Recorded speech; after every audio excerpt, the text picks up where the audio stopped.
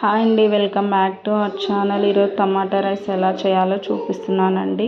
ఇలా స్పైసెస్ తీసుకోవాలండి. ఇందులో చూపిస్తున్నవన్నీ తీసుకోవాలి. టమాటాలు నీట్గా కడిగి పక్కకు పెట్టుకోవాలండి. తర్వాత ఉల్లిగడ్డ, ఒక్క టమాటా అండ్ ఒక 4 పచ్చిమిర్చి కట్ చేసి పెట్టుకోవాలి. మిగతా టమాటాలన్నీ జార్లో గ్రైండ్ చేసుకోవాలండి.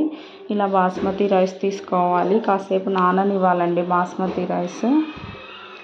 తర్వాత కుక్కర్ తీసుకొని దాంట్లో ఆయిల్ పోసుకోవాలి.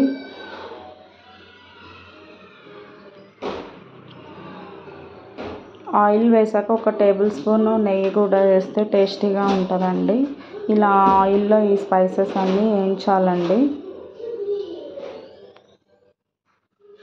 సాజీరా తీసుకోవాలి. జీలకర్ర అండి. ఇది ఒక స్పూన్ సాజీరా, ఒక స్పూను జీలకర్ర తీసుకున్నాను. నాకు ఇలా హ్యాండ్తో వేయడం ఇష్టం అండి, స్పూన్లలాగా చూపించలేను. ఇలా వేగాక మనం కట్ చేసి పెట్టుకున్న పచ్చిమిర్చిని వేయించుకోవాలండి. పచ్చిమిర్చి కూడా వేగాక ఆనియన్స్, నేనైతే ఒక 2 మీడియం సైజ్ ఆనియన్స్ తీసుకున్నానండి. ఆనియన్స్ కూడా బాగా వేయించాలి.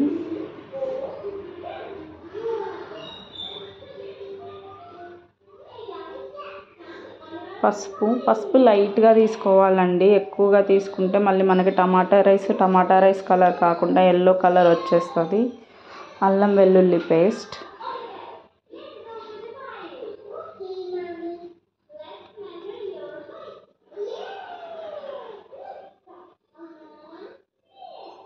ఇలా మగ్గాక మనం ఒక టమాటా తీసుకున్నాం కదండి చిన్నది, ఆ టమాటా ముక్కలు కూడా వేసేయాలి.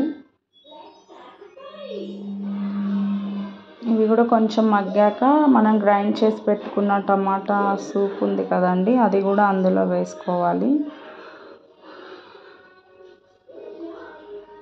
మనకి రుచికి సరిపడా ఉప్పు, కారం, మసాలా అన్నీ వేసుకోవాలండి. అంటే కొంచెం మంది స్పైసీ లెవెల్స్ ఎక్కువ తింటారు. గరం మసాలా ఆప్షనల్గా వేసుకోండి. స్పైసీ లెవెల్ కావాలనుకున్న వాళ్ళు గరం మసాలా వేసుకోవాలి. ఎందుకంటే మనం ఆల్రెడీ స్పైసెస్ వేసాం కదా, మళ్ళీ ఎక్కువ స్పైసీ లెవెల్స్ ఉంటే తినలేరు కొంచెం మంది. ఇలా రైస్ వేసుకోవాలండి. అట్లా ఆయిల్ పైకి వచ్చే వరకు ఉడికించుకొని పైకి వేసుకోవాలి.